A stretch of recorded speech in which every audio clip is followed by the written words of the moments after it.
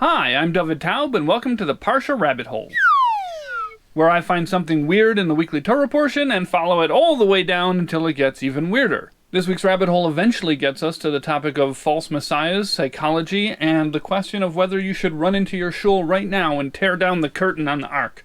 But as always, we have to get there, so let's get started. This week's Torah portion is Parshas Vayechi, and it deals with the last moments of Yaakov or Jacob's life. And a lot of the Parsha is filled with blessings and prophecies for Yaakov's children. In Yaakov's blessings, he associates a lot of his sons with various animals. And when he gets to Yehuda, or Judah, he compares him to a lion. This is what it says in the Parsha. Gur Arya Yehuda. Yehuda is a lion cub. You see, a king starts out as a lion cub. Ugh. And because of this verse, the symbol for Shevet Yehuda, the tribe of Judah, is a lion. And so the topic for this week is lions.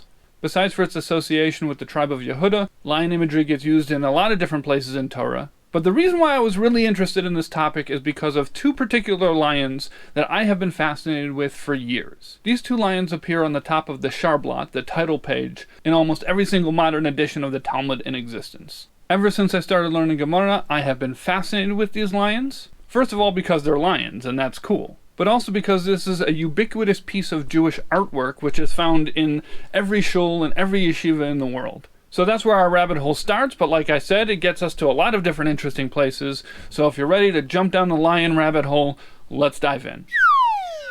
Before we start really focusing on the Talmud lions, first I want to go through a few other sources in Torah where lions are mentioned, because they're interesting and also they're going to come back later. One of the most famous places a lion comes up is in the vision of Yechezkel, or Ezekiel. In his famous vision of the chariot, there are angels that have 4 faces, and those 4 faces are a human being, a lion, an ox, and an eagle. Okay, I'm not going to get into the depth of that vision right now because it is an endless topic, so we're just going to move right on to the next source. Another place the lion gets mentioned is in a Mishnah in Pirkei Avos. Yehuda ben Tema says that you should be bold like a leopard, light like an eagle, run like a deer, and be strong like a lion to serve your Father in heaven. So that's fun. We get a few different animals in there. And that Mishnah is actually used as the beginning of various different works of Halacha, Jewish law.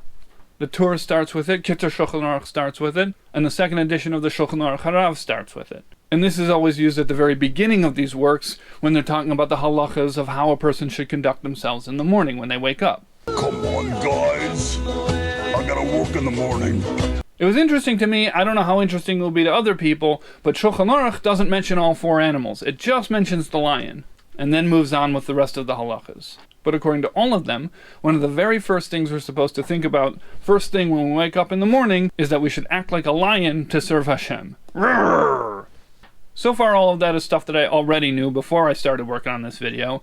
Now I'm going to share something with you that I found when I started searching around for lions. In the Talmud in Chulin, it tells a story that a Roman emperor once asked Rabbi Yeshua ben Hanania about a particular verse that compares Hashem to a lion. This is a verse in Amos that says that just like when a lion roars, everybody is afraid, so too when Hashem speaks, a Navi, a prophet, can't help but prophesize.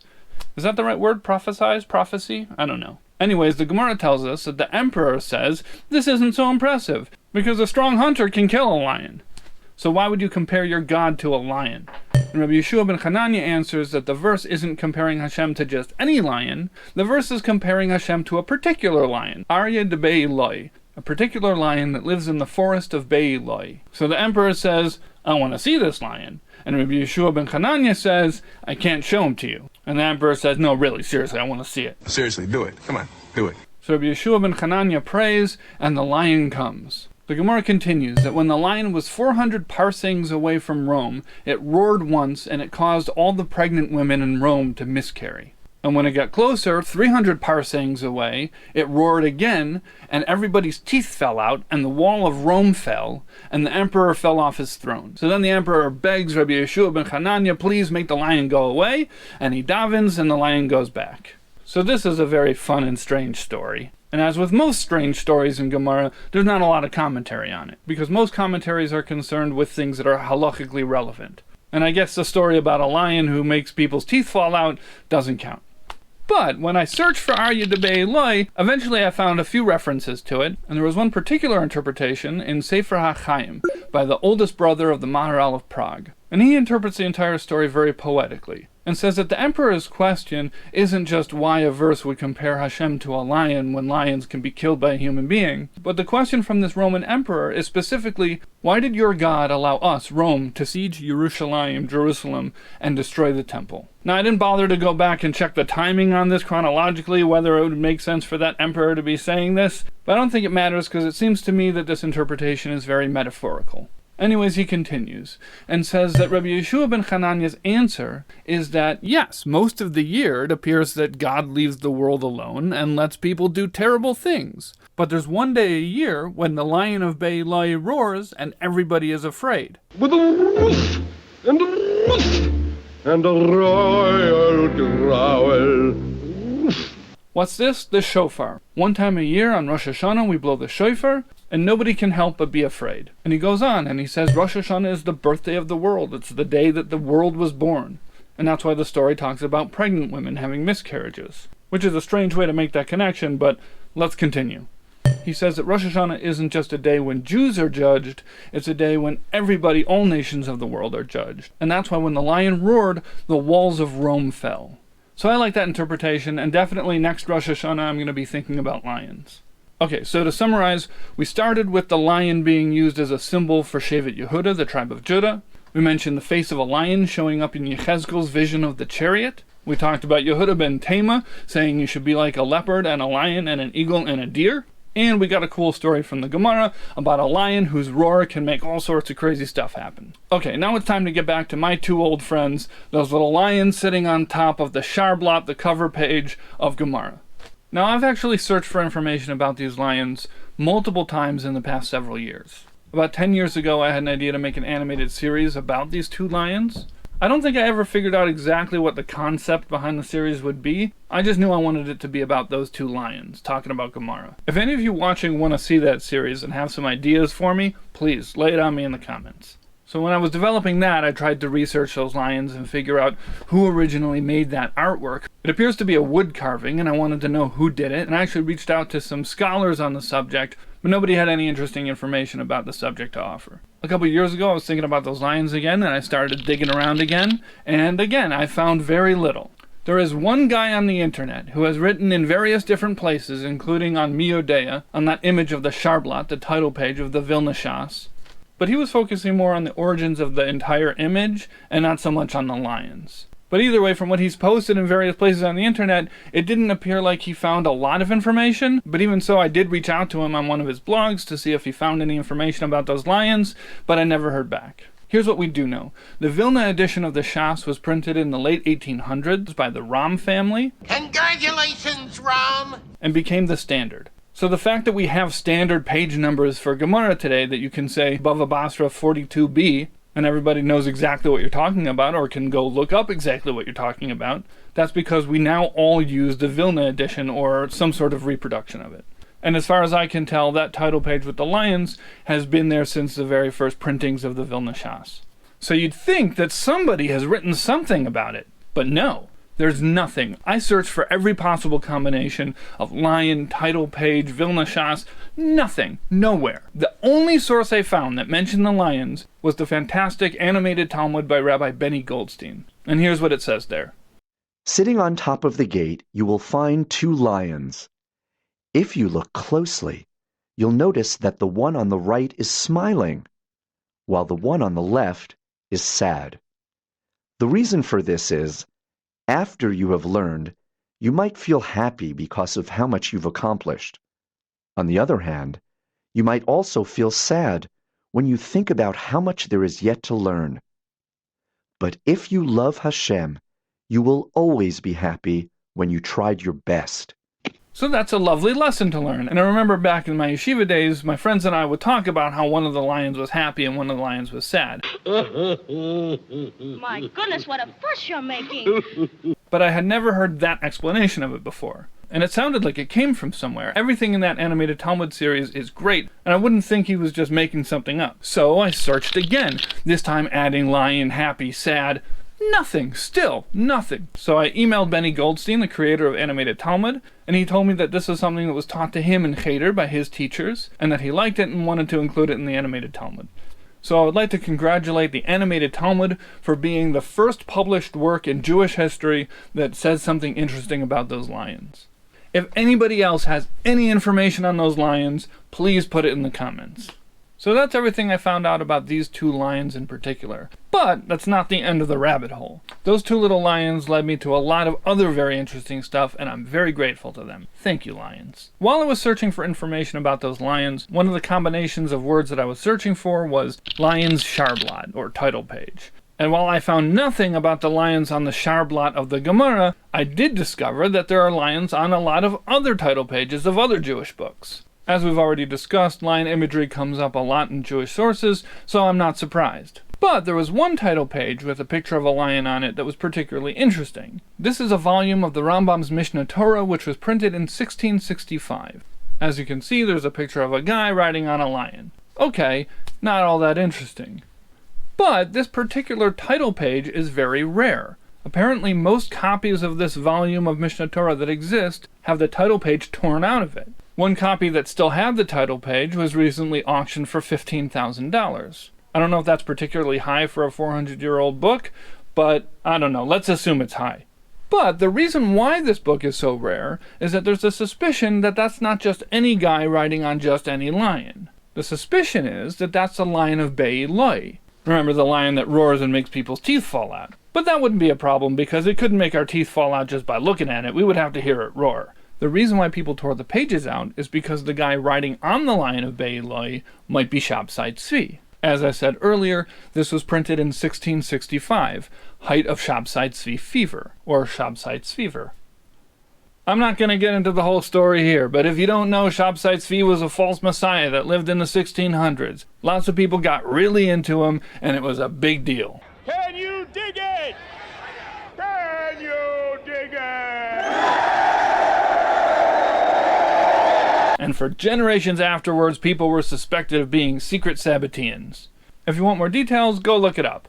But one detail that's relevant here is that one of the prophecies about Shabsai Tzvi was that when he would supposedly redeem the Jewish people as Mashiach, he would come riding on the lion of Be-Ilai. And there was also some snake stuff in there too. One other detail that isn't relevant to the topic of lions but was interesting to me was that apparently the Sabbateans were getting pushback from the rabbis in Yerushalayim, in Jerusalem, so they switched the holy city of the Jews to Gaza. So anyways, that's why this title page was torn out of all these books, because that guy riding on that lion might be Shabsai Tzvi. There are some other interesting details about this that I'm not going to get into here, but I did include one more source on the subject in the source sheet if you want to look at it. Okay, so after my search for Lions Sharblat didn't get me anywhere, I switched things up a little bit and searched for Tzir Aryeh, which means an image of a lion. And even though that didn't give me anything about the lions I was looking for, it did give me a lot of other interesting stuff. Anyone who's ever been to a synagogue has seen ornamental lion imagery all over the place. But it actually comes up a lot in various Halakhic works, the question of whether or not you can even have a picture of a lion in a synagogue, or even if you can draw a picture of a lion at all. By the way, this is one of my very favorite types of Halakhic exploration. When there's something that on paper seems problematic, but Jews everywhere are already doing it, and then it's the job of the rabbis to figure out why it's not a problem. It inspires a lot of creativity, and I love it. One of the sources that I kept on seeing pop up was the tshuva responsum from Mishpatei Uziel, which is responsive from the first Sephardi chief rabbi of the state of Israel. So in this particular tshuva, somebody's asking a question about the pareiches on the Aron Kodesh, the curtain on the ark in a synagogue. And this particular one has two lions on either side of the luchos, the tablets. And he's asking, is that a problem? Can we keep it, or do we have to get rid of it? The answer is fascinating, and like any good tshuva, it goes back and forth and tells you why it's okay, and then why it's not okay, and then why it is okay again. And I'll get to the final answer soon, but first let's back up and look at the halachic issues involved. The issue with creating an image of a lion is that it's one of those faces in Yechezkel's vision. In Shulchan Aruch it says that it's forbidden to create images of those four faces from that vision. But only if they're all together, in which case making just a lion shouldn't be a problem. Or just an eagle or an ox, for that matter. And a human being is a different problem. Likewise, images of angels are also a problem. But this is only when they are three-dimensional images, when they stick out, they have some depth. But the celestial bodies, the sun and the moon and the stars, are a problem whether or not they stick out, even if they're flat. But if any of these images are made for the purpose of learning, then they're okay. Okay, so we see what the concern about a lion might be, that it's one of those 4 faces from Yechezkel's vision, but it's not a problem unless it's with the 3 other faces. And then there are some more details about the various different conditions, and also heavenly bodies are a problem. But the Shach raises another issue in the name of the Bach. He says that there's a problem with a lion because of heavenly bodies, because a lion, Leo, is one of the astrological signs, and therefore it represents a constellation. And so, according to the Bach, it would be a problem to create an image of a lion even by itself. And that goes for all of the other astrological signs as well. So, if any of you out there watching this have twins, according to the Bach, you might not be able to take a picture of them, or at least get it printed. But good news for parents of twins, the Shach continues and says, I've never seen anybody be careful about this. And so he concludes that it seems to him that it would only be an issue if you created an image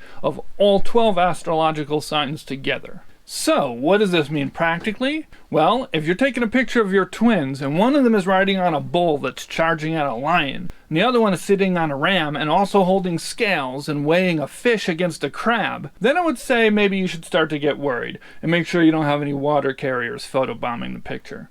Okay, now back to the tshuva. After he's gone through those sources that we looked at and a whole bunch more, and he rules out all the possibilities of there being any problems because of creating images that might be associated with idol worship. After that, he deals with a different issue of whether or not creating an image like this in a shul, in a synagogue, would be a distraction from prayer. And again, there's a bunch of proofs back and forth. Eventually, he concludes that even that problem is not a problem, and this is what he says. He says, since the lions on either side of the luches, the tablets, are a symbol of the Jews protecting and upholding the Torah, then it's not a distraction from prayer. It serves as inspiration for your prayer. And therefore, he says, it would be permissible to make images in a synagogue of any of the 4 animals mentioned by Yehuda ben Tema in the Mishnah in Pirkei Avos: a leopard, an eagle, a deer, and a lion. Because each of those 4 animals are teaching you something and reminding you something about how to serve Hashem. I feel my job is to make sure this program is morally upright and cultural and wholesome. Alright, so we're almost at the end of the rabbit hole, but I want to share one more thing with you.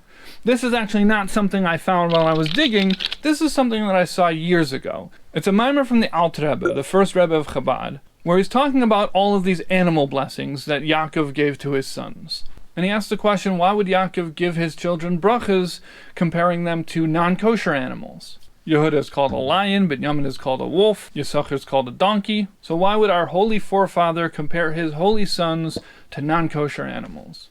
And this is the answer. He says that everything has psilus, everything has waste in it. Even good things have something in it that serves no purpose, or that's bad. And this comes from the Pri Eitz Hadas, the fruit of the tree of knowledge of good and evil. Once human beings ate from that fruit, then good and evil got mixed together, and so now even good things have some sort of negative byproduct in it. And the example he gives is ahava, love. Love is a good thing, and it's a very important part of serving Hashem. But, he says, we find that what happens after a person is done davening, pouring out their heart with love to their Creator, what can happen is they start getting mad at people who are being frivolous, and their heart burns with a fiery anger. So why is that? He says because anger is the negative byproduct of love. And he compares it to the sediment in wine. And then he says this is what a lion is. The spiritual source of a lion is fierce love. But then when it descends down into the physical world, it gets represented as a lion. A predator that tears apart its prey and nothing is safe from it. Oh, sorry, sometimes we kings get a bit carried away. And that's because even in its very high spiritual source, where it was love, it still had mixed into it the possibility for this negative byproduct of anger. So first of all, this is interesting, and it's a wonderful example of Chassidus taking something that appears negative and flipping it around and showing how it's actually super holy. But, like I mentioned earlier, I saw this years ago and it stuck with me. And the reason why it stuck with me is because of something that my father told me once. My father is a psychologist. His 90th birthday is actually coming right up. So hopefully this can count as an early birthday card, but don't worry, I'll also give you a real one. Anyways, my father once told me that anger is a sideways emotion. I don't think he came up with this term. I googled it and I saw it in a few places, but I didn't see anywhere that cited the origin of it. So I don't know, maybe my father thought of it on his own, or maybe he saw it somewhere. I asked him recently and he doesn't remember where he saw it. But what it means is that we often feel anger and we value it and we feel like it's very real, but really it could just be a sideways expression of a different emotion that we're not properly recognizing or acknowledging. So even though I didn't find a lot of definitive information about those lions on the top of the title page of the Gemara, maybe from now on, every time I see them when I open a Gemara, it'll remind me to do a quick check-in on my emotions and make sure I know how I'm feeling. Alright, that's it. That's the rabbit hole. As always, if you found cool stuff that I didn't talk about, please put it in the comments. Also, by the way, I want to mention, a few people have been contacting me on WhatsApp and showing me all sorts of cool stuff that I missed. And so I started a WhatsApp group where people can show me cool stuff that I didn't talk about in the video. But also, I've been asking them questions about stuff in upcoming videos, and it's been enormously helpful already, just in the few days since I started it. So thank you very, very much to all of you in that group. Alright, thank you for following me down the rabbit hole. I hope you find your way out, especially because there are lions down here.